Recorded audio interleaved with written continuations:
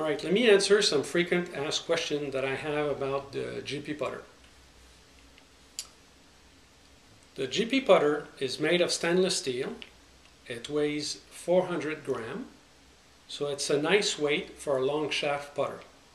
It gives us a nice swing weight.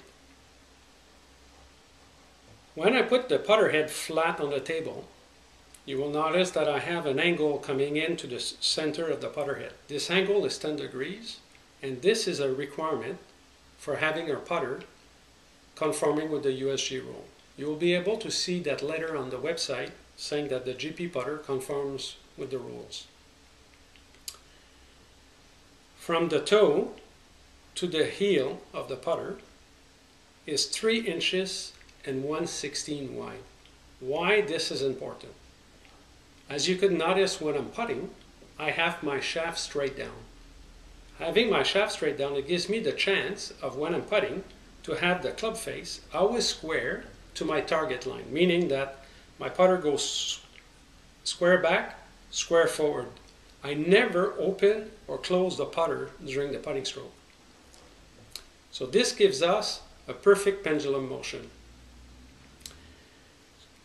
But when you see that my toe is lower than the heel when I'm addressing the putter with the shaft straight down. But if I place the ball in front of it, I have a very good surface to have a good putting stroke.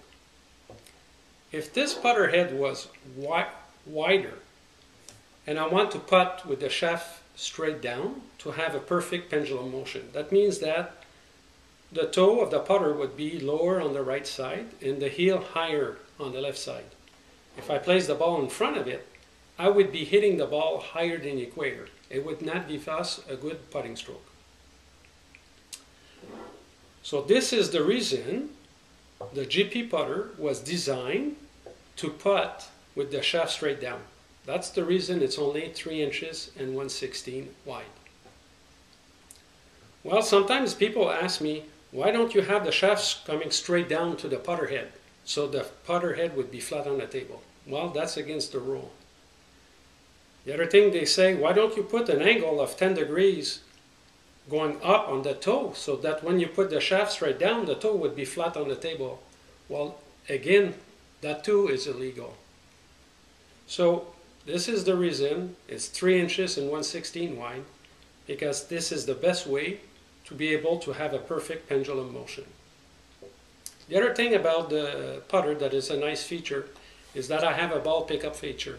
So if you hit the ball in the water, you have a long reach to go and get it. All right. The other thing I'm being asked is, is it difficult to light putt with a long putter? I'm not used to it.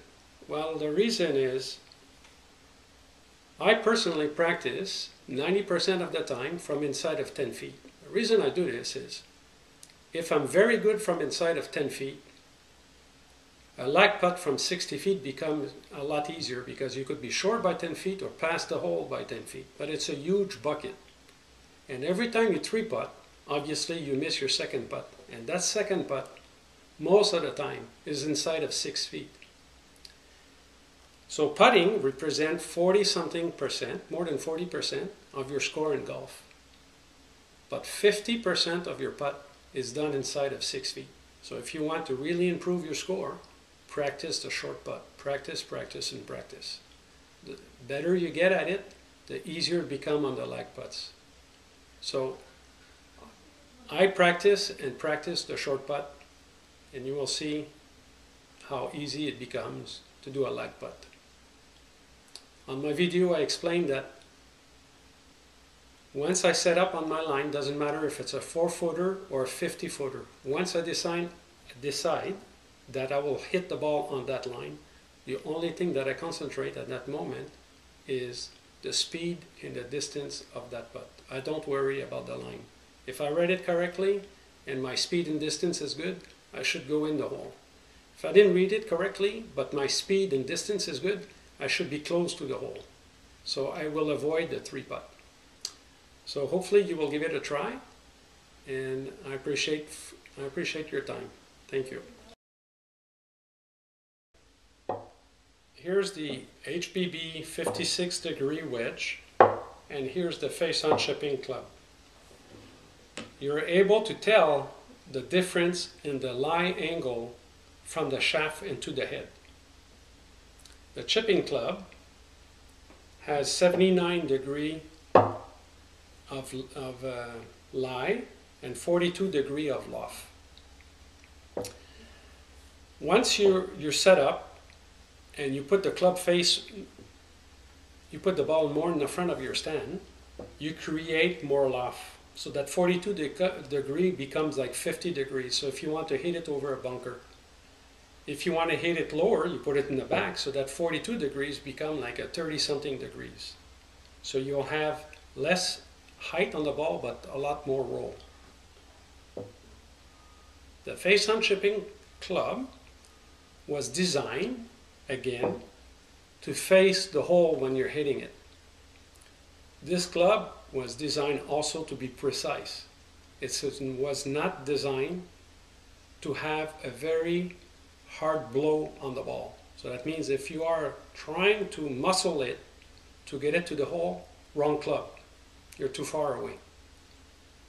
But if you're 10 yards away from the hole, from the green, or 5 feet from the green, something like that, this is very precise because you could chip it on just on the green and it's going to roll to the hole.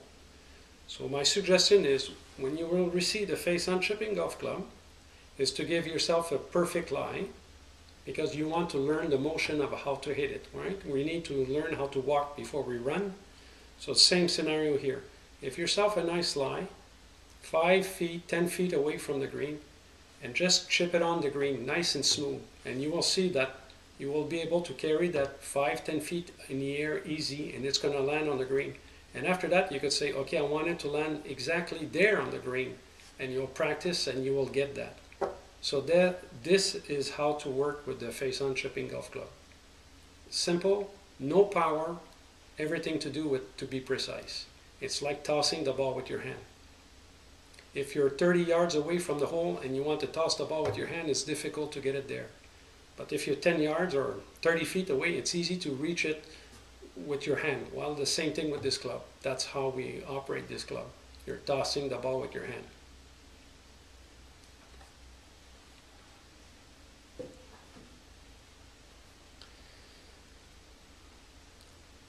The HBB wedge. The reason we developed this is we took the bounce that is normally in front of the leading edge and we push it back. That means that when we are in the fairway and we have the club in the middle of our stand, we have no bounce. That means that you're able to hit and keep on digging and taking a nice divot. It helps to compress the ball on the surface of the sand wedge, of the wedge, and generate more spin. But you want bounce in the bunker, so that's why I call it HBB for high bounce back. So if you put it in the middle, in the front of your stand, then you create some bounce. So it does not dig in the sand. It's going to come in, hit, and it works the same way as a conventional sand wedge. The difference is that when you're in the fairway, the conventional wedge prevents you of digging into the ground. So the ball goes up, but you're not able to compress the ball and generate more spin. This will help you.